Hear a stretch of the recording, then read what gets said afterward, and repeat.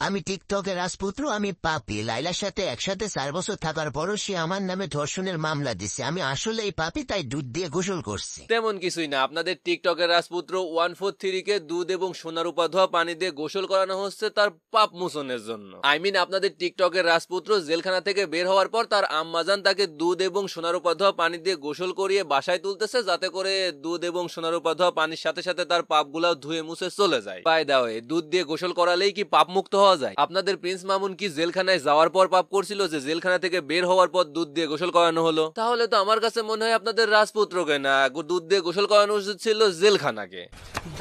Hello everyone, আসসালামু আলাইকুম, this is Farabian, welcome back to another new video. নামাজ is better than everything, so আগে নামাজ পড়ো তারপর কাজ করো। দেখেন ব্রাদার, আপনারা সবাই জানেন আমি অনেকদিন ধরে মজা করে ভিডিও বানাই না, কারণ ফেসবুক টাকা দেয় না, আর ফেসবুক টাকা না দিলে ওইভাবে মুডও আসে না। বাট এরকম একটা কাজ দেখে ভিডিও না বানায় পারলাম না। মানে আপনাদের টিকটকের রাজপুত্র জেলখানা থেকে জামিনে বের হয়েছে জন্য তাকে দুধ দিয়ে গোসল করানো হচ্ছে তার পাপ মুক্ত করার জন্য, মানে তাকে পাপ মুক্ত করার জন্য।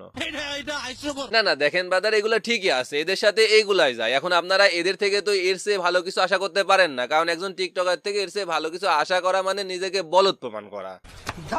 আমার জাস্ট দুইটাই প্রশ্ন। এক নম্বর, দুধ এবং সোনারূপা ধোয়া পানি দিয়ে গোসল করলে কি আদৌ পাপ মুক্ত হওয়া যায়? না মানে আসলেই যদি দুধ এবং সোনারূপা ধোয়া পানি দিয়ে গোসল করলে পাপ মুক্ত হওয়া যায়, তাহলে এই যে আমরা প্রতিনিয়ত ছোট বড় কত কম বেশি মানে পাপ করতেই আসি, তাহলে এইগুলা করার পরে দুধ এবং সোনারূপা ধোয়া পানি দিয়ে গোসল করে নিলাম আর পাপ মুক্ত হয়ে গেলাম। ব্যাপারটা খুবই সহজ এবং ইজি না? বাট চিন্তার বিষয় হইলো যে দুনিয়ায় না হয় এভাবে দুধ এবং সোনারূপা ধোয়া পানি দিয়ে গোসল করে পাপ মুক্ত হইলাম, কিন্তু এই বিষয়টা যখন আল্লাহর কাছে যায় প্রশ্ন, মানে আল্লাহ যখন প্রশ্ন করবে তখন কি উত্তর দিবেন?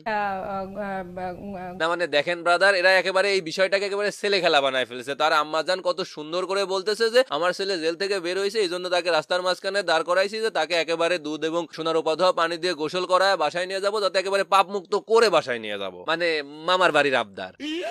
যাই হোক, আমার দ্বিতীয় প্রশ্ন হলো এই যে আপনাদের টিকটকের রাজপুত্র 143 কে জেল থেকে বের হওয়ার পর দুধ দিয়ে গোসল করানো হচ্ছে বা সোনারূপা ধোয়া পানি দিয়ে গোসল করানো হচ্ছে পাপ মুক্ত করার জন্য, তাহলে আমার কথা হচ্ছে যে সে কি জেলখানায় যাওয়ার পর পাপ করছে, না জেলখানায় থেকে বের হওয়ার পর পাপ করছিল, নাকি জেলখানায় যাওয়ার আগে পাপ করছিল? না মানে যদি জেলখানায় যাওয়ার আগে পাপগুলা করে থাকে, তাহলে জেলখানায় যাওয়ার আগে একটু দুধ আর সোনারূপা ধোয়া পানি দিয়ে গোসল করায় পাপ মুক্ত করলেই তো হতো। আর যদি জেলখানা থেকে বের হওয়ার পর পাপ করে থাকে তাহলে ঠিক আছে, মানে এগুলা নেওয়া যায়, টিকটকার হিসাবে এগুলা মেনে নেওয়া যায়। আর যদি এইরকম হয় বিষয়টা যে জেলখানায় যাওয়ার পর পাপ করছে, তাহলে আমার মনে হয় যে এইভাবে আমাদের টিকটকের রাজপুত্রকে দুধ এবং সোনারূপা ধোয়া পানি দিয়ে গোসল না করায় জেলখানাকে গোসল করানো উচিত।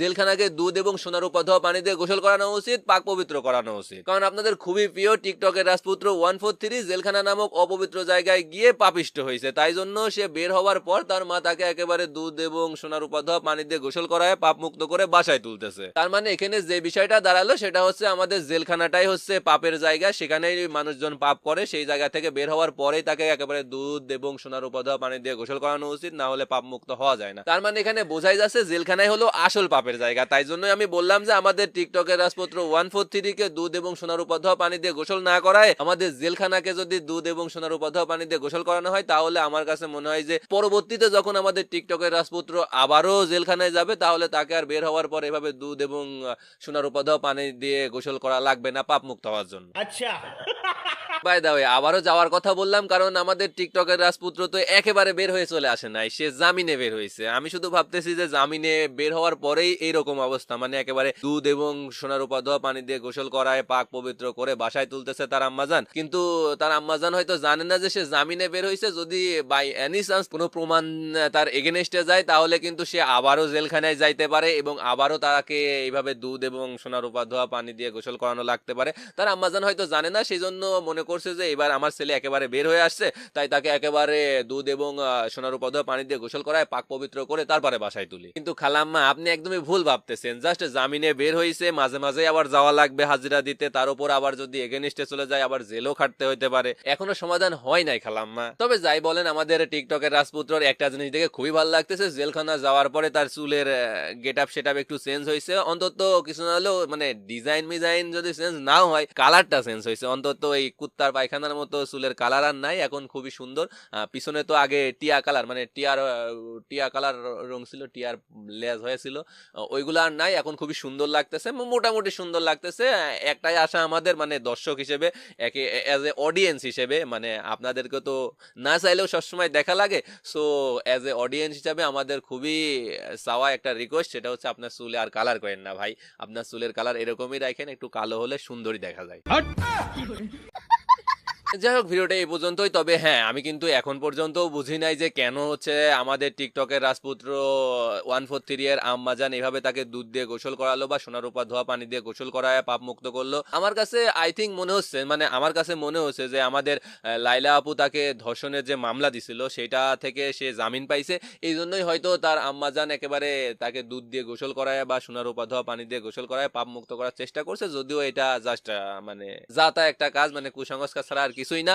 সো তারপরও যেহেতু সে করছে জিনিসটা, আবার মানে তারা যাই করে তাই ভাইরাল হয়ে যায়, তবে বিষয়টা আমার কাছে খুবই হাস্যকর এবং খুবই অযৌক্তিক মনে হয়েছে, তাই দু একটা কথা বললাম। আপনাদের কাছে কি মনে হয়েছে অবশ্যই কমেন্টে মন্তব্য করবেন। আপনাদের মতামত সবসময়, মানে আমি আশা করি যে আপনাদের মতামতটা কি সেটা কমেন্টে জানাবেন, বাট আপনারা জানান না, এটা খুবই খারাপ লাগে। আমি কিন্তু প্রায়টা কমেন্টই আপনাদের দেখি। সো আপনাদের কাছে রিকোয়েস্ট থাকলো যে এই পুরো বিষয়টা আপনাদের কাছে কেমন লাগছে অবশ্যই কমেন্ট করে জানাবেন, আর যে আমি যে প্রশ্নগুলো করছি সেগুলা আপনাদের কাছে, মানে আপনাদেরও প্রশ্ন সেগুলা কিনা সেটাও কমেন্ট করে জানাবেন। আর এই যে তাকে যে, মানে আমাদের টিকটকের রাজপুত্রকে যে একেবারে দুধ দিয়ে ধোয়ায়, মানে সোনার উপা ধোয়া পানি দিয়ে গোসল করায় তুললো পাপ মুক্ত করার জন্য, আসলে কি সে পাপ মুক্ত হবে কিনা সেটাও কমেন্ট করে জানাতে পারেন। সবাই ভালো থাকবেন, সুস্থ থাকবেন, দেখা হচ্ছে নেক্সট ভিডিওতে।